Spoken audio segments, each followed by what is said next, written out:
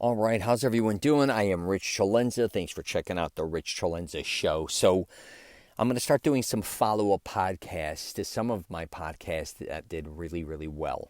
I had two that did exceptional, actually, and I just did a podcast on the one that did the best, which was actually kind of really ironic, which was called Learn How to Escape. I would have never expected with that title and me speaking, that thing kind of did. It went viral for me. I discussed in the previous podcast, nothing huge, but it just did really well, and it definitely boosted my analytics as far as that goes. But my number two most popular podcast, it looks like of all time, was Bet on Your Health. And I don't know if the title caught people's attention. And I know specifically what I talked about on that because it actually wasn't that long ago. I think it was just maybe a couple weeks ago. It could be 2-3 weeks ago, and maybe a month. I don't know. But a lot of people, they gamble with a lot of things, or they do a lot of things, but they don't always bet on their health. They'll take a risk in business. They could take a risk even gambling, or they may take a risk, in a relationship. They can take a risk on many things throughout their life. But when all is said and done, you've got to make sure your health is in line, okay? I actually just heard something that was quite interesting. I hope I word this correctly, but it was stop revolving your health around your work. And I get we have to work, we have to make money. But a lot of people put work before their health. And before you know it, by lacking and not taking care of your health and only focusing in on work, or it could be other things as well, and where your health is like fourth on the list. So say you have your work and your job, and maybe your family comes second, I'm just saying, and third could be, I don't know, it could be smoking, drinking, partying, or it could just be another job or a hobby, whatever the case may be, and then kind of fourth is your health.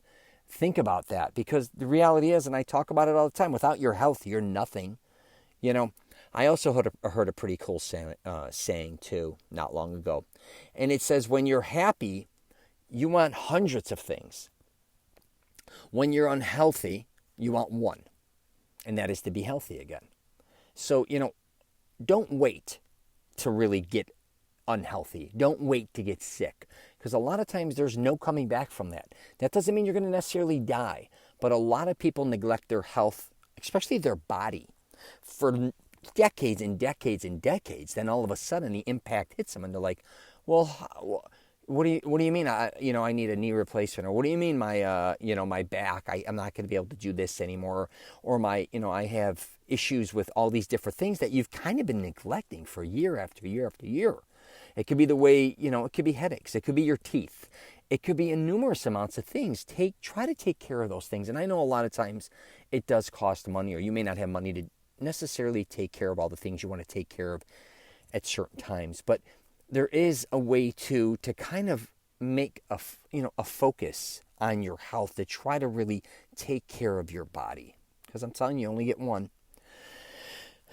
And when I talk about this stuff, sometimes I sound redundant, I think, even when talking to my podcast, but I always do try to address different things well on them, because I don't take notes. I just let this all flow out of me. Maybe I should. My mother says, hey, you should take notes, because then you could cover certain things. But when I have notes in front of me, it's kind of like I feel like I'm reading, and I'm not thinking clearly, or I'm not focused. But when I kind of just rant, it just comes out of me. And, here's something too with our health, I think, that it's not just about us. Let me get some water.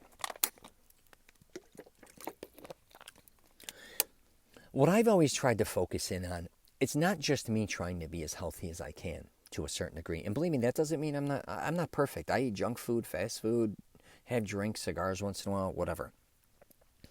Is also looking out for others to try to, make sure they're healthy. By being around not only healthy people, makes you think differently and makes you hopefully healthier, but also helping others that aren't that healthy. I get hit up a lot with those guys, especially some of my closest friends or family members and everybody that are overweight, or, especially middle-aged guys that are having a problem with certain things with their body, what they should maybe do. And because I take a different approach with fitness or health.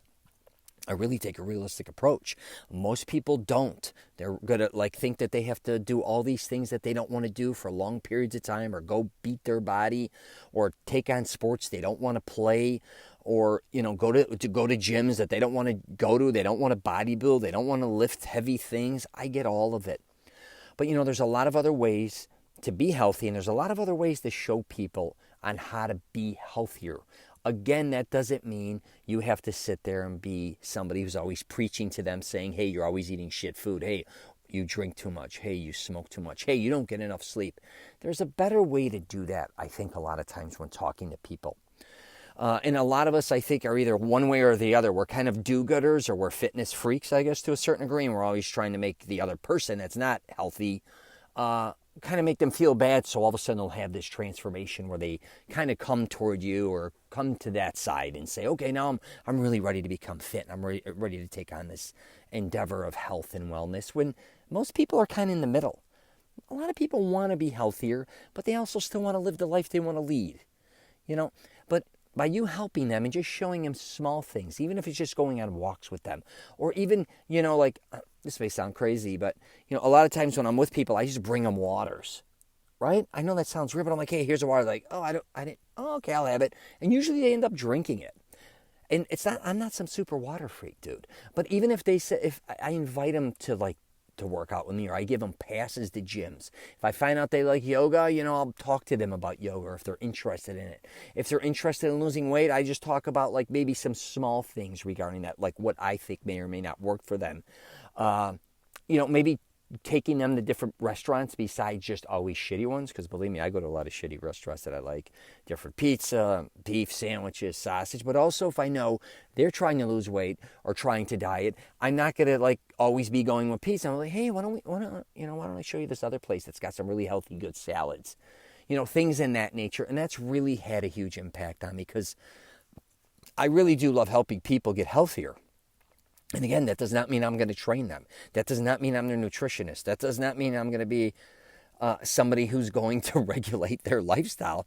But I do think just they know having one person there that really looks out for their health or listens to them when they're having health issues means a lot.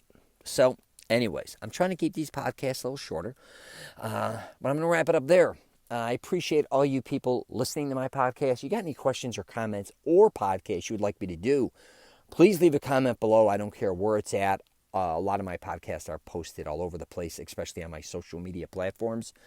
And take care, and I wish everyone the best.